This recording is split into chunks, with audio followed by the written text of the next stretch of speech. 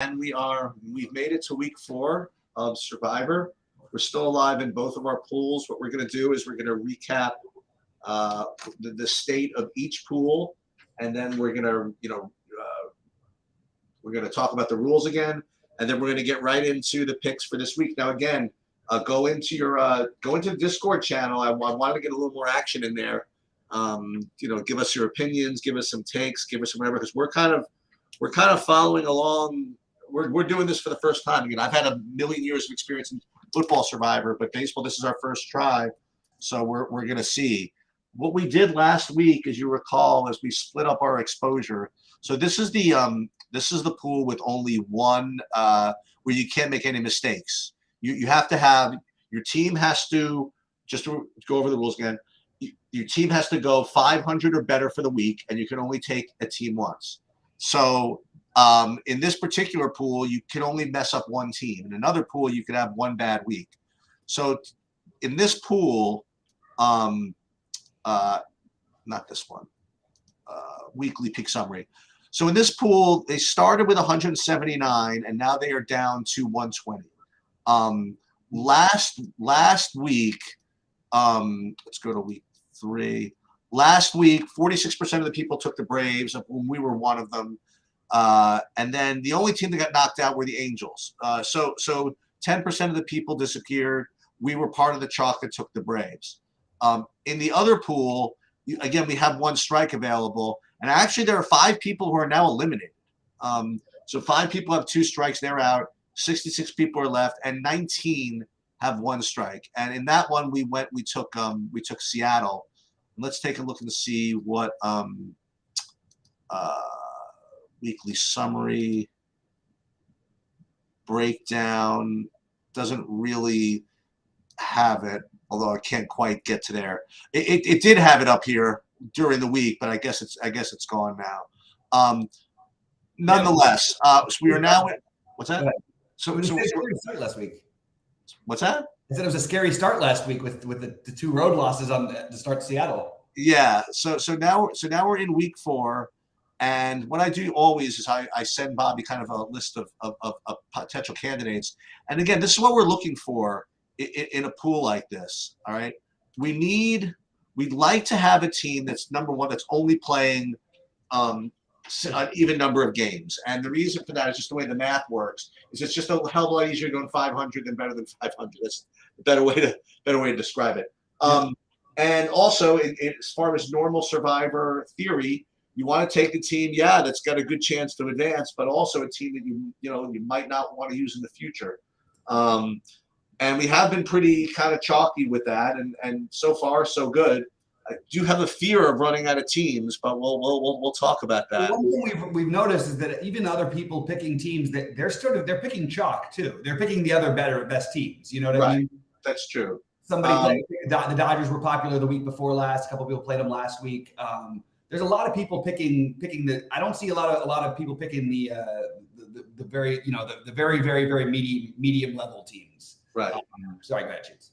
Yeah. So and there's one other thing that we have to keep in mind for this one pool, this Run Your Pool, is that this pool on All-Star Week is like sadistic, and they have you make a pick, even though the teams are only playing like 3 games before they go to the All-Star break. Mm-hmm. So we identified a couple of teams that we wanted to save for that week. So we have to make sure we never take them. So here we go. Like, for example, like we're looking at the 7 games. This is a 5-gamer that I want to get back to because this is Baltimore is like at Nationals at home against the Tigers. Like if there was no good 6-game set, this could be a decent gamble. But let's go through again. I identified three options, and we'll just talk about them. So the first one I identified. See, this one's 6 games, but anytime you have 3 games against the Tampa Bay Rays, no thanks. So here's the first one. So we have Cleveland. So Cleveland is playing 3 games at Detroit and 3 games against the Marlins. So I originally put them down as kind of a decent candidate play, and then when I looked at like the rest of the board, there weren't that many good plays. So they kind of became like an extremely good candidate play. Before we get to the others, like, what do you think of this in general? Yeah, I think that's the absolutely the most logical team to pick. The issues I have with it, if there are any, is one, you're doing it. You get only one Bieber start in there, which again, he hasn't looked great this year, so maybe that's not the worst thing. That worries me a little bit. And the only other worry that I have is that I don't know that Miami is necessarily bad. The teams they lose to seem to be in the. I still am unsure of where I rank. I don't think Miami's good, but they've been pesky early in the year. But these are just poking holes to try and see if there's anything else we can do. But it does seem like clearly the best option. And I don't think we should ever deviate from the 6-man thing if we can help it. And if we have to, I would always go with teams playing 7 games, not playing 5 games. Well, yeah, if that's possible. Hold on a second. Well, that's what we've got this week, and that's why I mentioned because I do think that 5 game is tempting with the Orioles. Yeah, but you need a little more. Yeah, you need a little better chance. Like, you need 7. Give me 4 out of 7 in that with those same teams, and maybe we're talking. But I don't think I can quite sell myself on 5 games unless it's a really like. And even that, I actually don't know if there's a way I could sell myself on it. To be honest with you, that's a good point. But I do think Cleveland. But maybe we could try and find a way. Is there any way we can get different because we know Cleveland is going to be? I mean, there's no way Cleveland isn't owned by half the teams at least. Well, it's very interesting because I have a team. So my favorite is not Cleveland. So we're gonna get to it in a minute. Okay. So you have Colorado. That's 7 games. Detroit. So Detroit, we're not quite ready to have to take Detroit yet. Eventually, maybe we will, but we don't have to yet. Astros, we either already played or in either case, they're 3 games at the Braves. The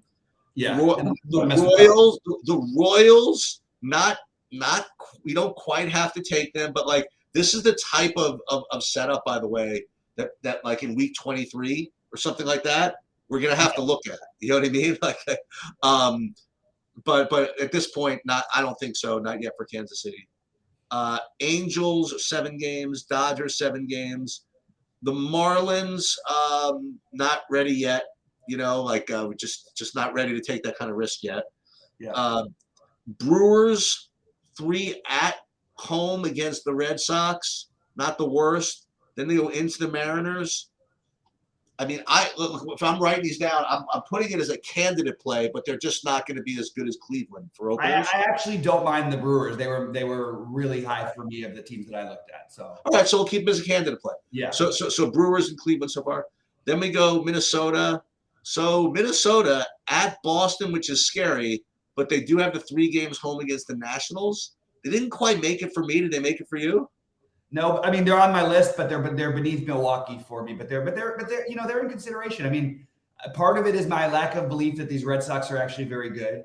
And look, they get the Nationals for 3 games. That's all you can really ask for. I mean, and what's funny is we did the video and people made some comments last time, which I love. We love any comments, but it's funny. People are like, people don't realize Detroit is scary this year, and look at how pesky the Nationals are. Well, these teams are 5-11 or whatever. You know what I mean? Right, to be as scary as they want. They lose baseball games. But yes, they're on my list. They're just beneath Milwaukee for me. All right, Mets 7 games.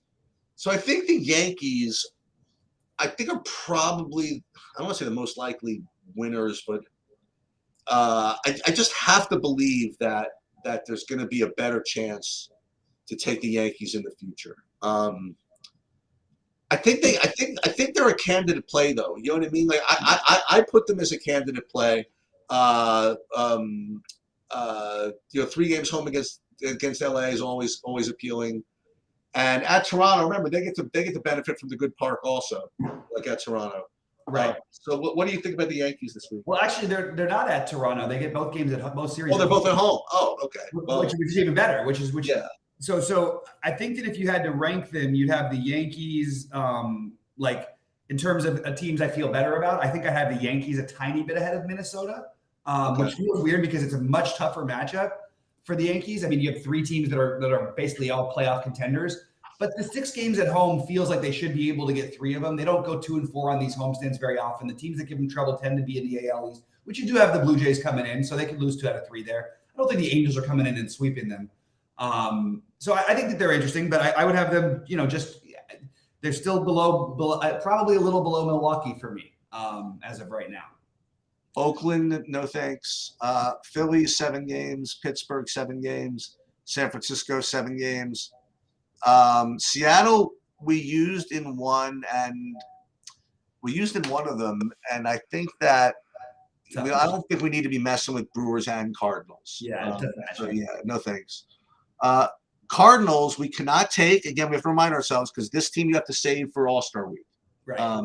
This is the team that we're saving. Good because they really struggled. What? They struggled so far, so it's probably a good thing. Right. Tampa we already used. All right, so talk me on. I think Texas is the best play. All right, so I'm getting 2 games with DeGrom, okay, because he pitches tonight. One of them being home against Oakland. So for me, I mean, I looked at Texas as the best play, definitely alongside of like Cleveland or whatever. But what's scary about it is that again, I already looked ahead to Texas's game 2, and Texas game 2 tomorrow they'd be an underdog. You know what I mean? Like but that would be the game they'd be the underdog. They'll be Evaldi on the road at Kansas City. They'll be an underdog. So that's what so they won't be favored all season. I see that they're an underdog. That seems odd. Yeah, I have it over here under tomorrow's lines. Says KC. Oh, it's not an underdog actually. It's minus 110. Sorry. Yeah. So they're about to pick them. So that's not the end of the world. So I actually do like Texas. The only thing I would say about Texas that would get me off of them is because we don't. It's possible that they're going to be really good, and if they're going to be really good, we could use them even later when you know what I mean. Even when they're not playing the A's, for example. One, yes, I think that they're going to be good, and because of the moves they made in the offseason, you can count on them acquiring more stuff. The biggest thing, though, why I have an issue with playing them this week, to play them without their best player is a very, very. It just feels like a very strange move. Even though the matchups are nice and all that, I feel nervous about playing them without their best player, and I think that does make a big difference in baseball when Texas really like. Part of why I think they'll be good is they've got like 6 guys I like in the lineup, and everybody else is a platoon guy for them, basically. But they have one of the elite players at 2 positions, at catcher and at shortstop. I'm sorry, second base and shortstop. When you take away Corey Seager, I just feel very strange about betting them on a week where they don't have their best player. I know it's baseball, I know all that, but Corey Seager means a ton to this team offensively. Even just him being in the lineup in baseball, like the guys being in the lineup, make a difference whether or not they're even hitting sometimes. I actually think that's the part that scares me the most with them. That's my biggest fear, and the fact that I think they're going to get better as the year gets on. At the same time, with the 2 starts from DeGrom, it's kind of hard to ignore that. But we have wild card Heaney, who might go out there, twice and give away games, or he might go out there and just make it the easiest win ever. You know what I mean? If you don't know what you're going to get. So that's where I'm a little bit worried with Texas. They're going to be low owned. I 100% agree with you, especially because I think these other people will have the same secret thought. Maybe. Yeah. So we're sort of on the same page. Like we both like Cleveland. It's funny. I didn't think about the Brewers as much, but I definitely think that I would consider that. But I probably want to argue to upgrade Texas over the Brewers. I think Texas is statistically a better play than the Brewers are. With the exception of it feels very strange when you can only use a team once to use them without their best player. And not only that, one of the best players in baseball. Like that's my biggest fear. Yeah, but that's all factored into the to the odds now. Well, yeah, but the odds aren't telling you that you need to play them. They're just going to tell you need to play them when DeGrom pitches. Every other game should be. That's true. That is true. That is true. So, yeah. What game? What am I worried about with playing Texas? So I'd be worried about games 2 and 3, I suppose, in Kansas City. Yeah. And maybe there'll be one bad start before DeGrom mops up in game 6 of it or set. But to have DeGrom 2 out, you know what I mean? Like 2 starts, it just seems like you want to go that direction, yeah. And also, by the way, and on the flip side of that, Sheets, the argument for doing that now is that we don't know if DeGrom's going to be pitching halfway through the year. We don't know if that's a really good point, actually. And that might be a really good case for what I think we've sold ourselves on this because I'm sort of coming around to Texas being the really good play. So how do you want to do this though? So if we're going to play, I guess we're going to play Cleveland and Texas, right? Yeah. How do you want to break this up? Like how do you? And it's funny, Jack and I, we talk about NFL. We always like struggle with this. Like, do you play the lower owned, more aggressive team on the in the pool where you need to get your entry a little stronger, Right. or do you play the more aggressive one on the one where you have a little more room and try to make them both sort of equal? Right. Choice A, if you want to keep the stronger, is to play Texas and to run your pool. If you wanted to kind of make them a little easier, not easier, but whatever, maybe you play. Maybe I don't know. What are your thoughts on that? Here's the interesting thing. Going forward, I think Texas is going to be a team you want to use more than Cleveland, unless Bieber turns everything around. That's the truth. I think Texas is the team that you want more for the long term, unless DeGrom gets hurt. So I would say that I would use them as more of a gambly pick, and it's not even that gambly. Like when you look at them, they're playing. But we know it's a gambly pick. The question is, which pool do we put it in? I think that it's pretty clear to me that you use them in the pool where we have a strike already. That's okay. What I would say. That's my strategy. I don't know. You know Survivor better than I do. No, that's always a question: is whether to make the stronger, or to make them kind of similar. I think. Go ahead. Well, I think that does make the stronger. Maybe not for this week, but it depends on. I guess. No, the point is the Texas play is the attempt to make an entry strong. You know what I mean? Right. Because if you get away with it, then you're strong. That's the only point. That's the only point that I made. But is that even the case? Because you're technically shouldn't we factor in which teams are actually better between Texas and Cleveland?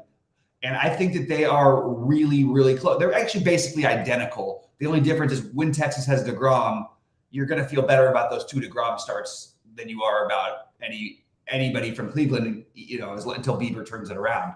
So maybe that is maybe it's not making it as much stronger. It's more to get off the board. I do think there's some there's always high variance in baseball. Cleveland could struggle.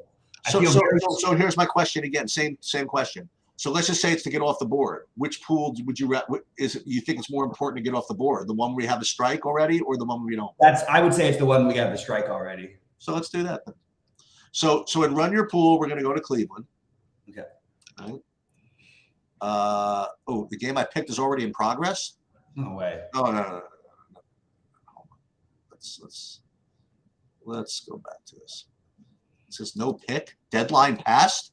What the hell? How is that possible? It said. Oh, is it because there was a game that started at 11 o'clock? It didn't even start. Hang on, I'm gonna text him. Well, this is interesting. That would be annoying. We just lost. I mean, that's ridiculous. It could be in there. Let's see. Weeks go from the first regularly scheduled game on Mondays. Oh my God. Oh my God. Oh, we suck. Well, they can do something. The game hasn't even started. It's going to be rain delayed anyway. Can we ask them if there's any way to get it? I'm going to try. Hold on a minute. How about our other one too? No, that should be fine. Fuck.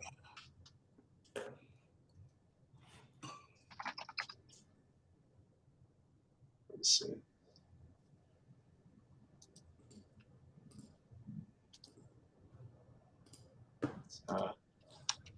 That's tilting. It is. And it's not like we weren't here and ready. Like we could have done the pick and that's really irritating.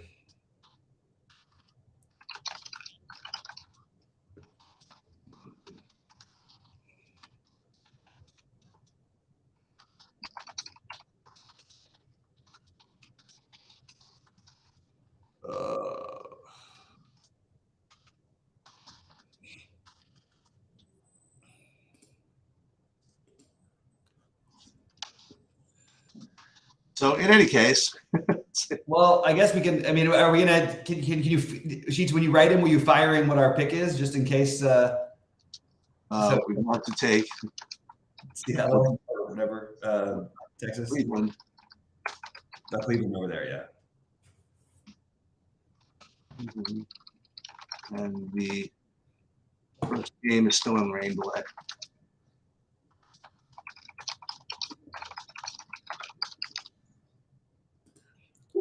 We'll see what happens. I know it's East Coast people, but I'd have to imagine people would have had the same thing come up. Also, it's very strange to have. I mean, I don't remember the last time there was an 11 a.m. baseball game that wasn't. Yeah, we legitimately have no excuse, by the way.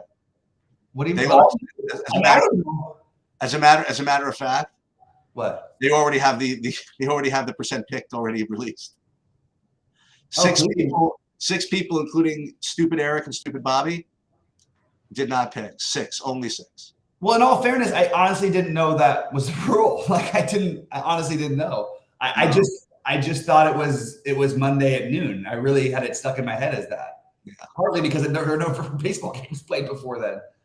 Well, nonetheless, we'll see what they respond. I doubt. Can we try to get our pick in the other pool? No, we should be okay here. Let's just leave it. Then we should definitely pick Cleveland in the other pool, by the way. Let's see. Picks. Picks. My picks. 19 per week. Somebody every week picks the Dodgers, it seems like, no matter what. Let's see on picks. My picks. Week 3, 7 p.m. All right. So who do we want? Cleveland here? I think we want Well, looking at the ownership, I think we want Cleveland. Absolutely. Right? Absolutely. Yeah. Considering we felt better about them anyway to start off with. Yeah. Well, we'll see what happens. That was a little tilting. So you saw us prove that I'm stupid, like literally live for everybody. No, I'll take it too, because I should have figured that out, but I just didn't think it literally just didn't register to me. I actually just didn't even know if this, like, I honestly probably should have started off by does this game even count because of the makeup game? Does it count as the weekly game? Like, I just didn't even think about it. Oh boy. So new plan is if for any reason they let us have it, and if we just keep going to the other one, maybe we start at 10:45 Eastern on Monday morning. Good idea. That's just to be safe. Or we put in a temporary lock or something. Good idea. All right. So we'll see you at I guess I'll see you at 12 for baseball. Yeah, I'll be ready whenever you are. Okay, I can be ready in like 10 minutes. Whatever. All right. Yeah, I'll be in here. So that sounds good. Okay, 11:30.